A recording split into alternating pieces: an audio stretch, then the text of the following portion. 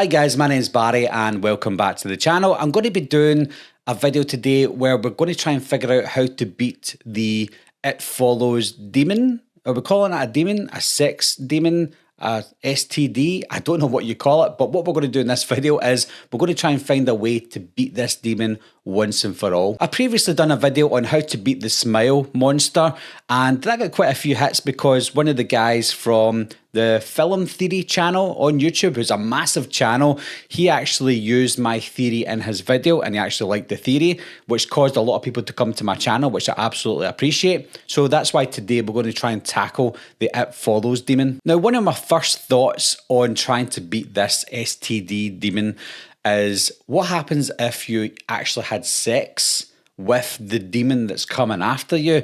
And I quickly debunked that myself because after watching the movie again, Greg, if you remember, the demon came after Greg and it appeared to be his mother, even though it wasn't his mother, and it started having sex with him, or so it looked like anyway, and that's how he died. So I don't think having sex with the demon and passing the curse to itself is actually going to work, because if you come in contact with the demon itself, you will most likely die. So we have to scrap that idea. Another obvious thought would be to go to some sort of sex orgy where you have sex with multiple people, even though it doesn't matter how many you have sex with, it only matters who you have sex with first.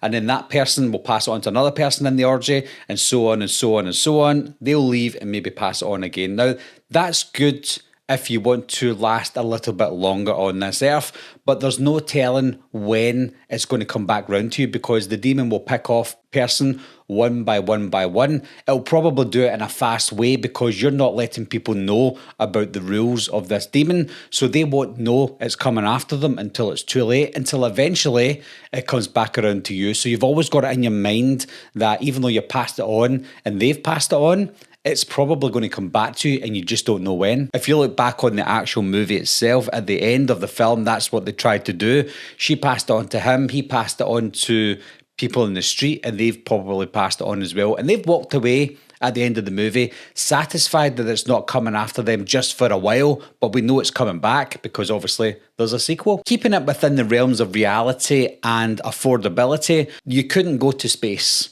I know that some people have suggested that you could just go into space on a rocket and live in space and eat and drink, etc. there.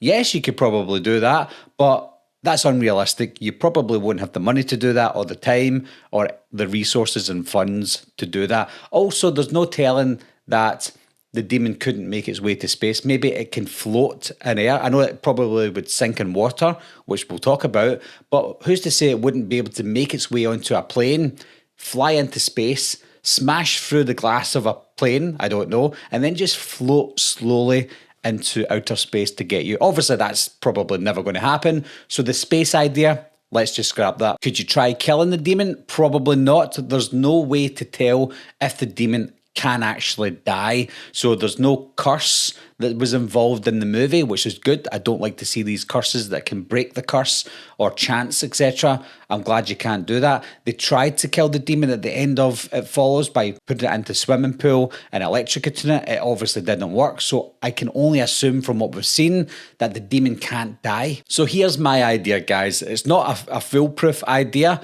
but it's an idea that I think is probably the best that we can come up with from what we've seen in the actual movie. My idea would be to create a trap for the demon. What we would do is we would get this container, a big shipping container, for example, and find a trap to bring it in, lure it into this container. Once it's in the container with you, leave, because it walks slow, close the container over, weld it shut, and put some sort of welding around it as well. So there's no way this demon can get out of this container. But that's not the end of it. You can't just leave it in a container. What I would do is set this container up at the edge of a seafront where you've put it on a boat, maybe a rig. I know it's expensive, but it's more affordable than going into space.